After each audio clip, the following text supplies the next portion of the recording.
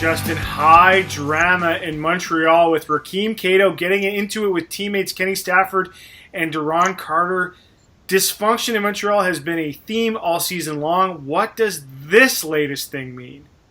Well, 2 weeks in a row, Drew. We saw Rakeem Cato get into it with Duron Carter last week. This week, it's Kenny Stafford, Duron Carter, and Rakeem Cato. It seems to be the root of the problem is Duron Carter. And we wrote about this on 3 Down Nation, how he can be a bit of a bad teammate, and maybe that's not even taking it as far as I should go. You talk to people around the league, and they say that this guy is a cancer inside the locker room. And I think what is going on in Montreal right now is that Rakeem Cato is having none of that, and he clearly believes that this team needs to function differently for them to be successful. Also important to recognize that veteran leadership in Kevin Glenn just got shipped out on Sunday.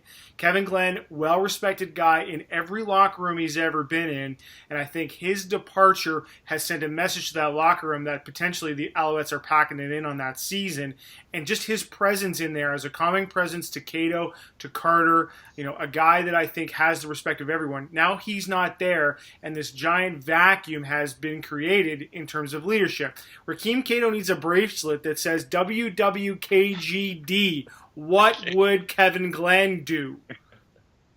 I think it's telling, Drew, all of the tweets that came out after KG was traded from his former teammates, saying sort of the father of the locker room was gone. It's clear that he had the respect of everyone in that room, be it on offense, defense, special teams. Every guy in that room respected Glenn. So it'll be interesting now to see what a young guy in Rakeem Cato can do to sort of build that camaraderie up with his teammates. Well, he's off to a really interesting start if that was his goal.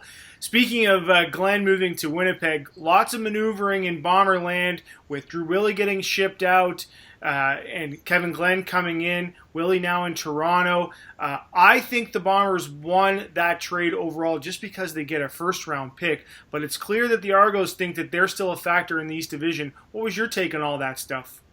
Certainly, Drew, and everyone is sort of saying that, Winnipeg is the winner in this trade, and I think they are in the short term, but if Drew Willy develops into a franchise quarterback, and that's what Jim Barker and Scott Milanovic clearly believe he can be, if in Toronto, a fresh city, a fresh start in Scott Milanovic's offense, if he really gets it rolling here, then this trade could turn out to be pretty even. We don't know what those draft picks are going to be in Winnipeg, and TJ Heath has played pretty well. That said, I will agree that right now it looks like the Bombers are winners, but if Drew Willy really gets it going and leads the Argos to a playoff or even a Grey Cup this year in Toronto, could be a win for the Argos. WWDWD, what will Drew Willy do?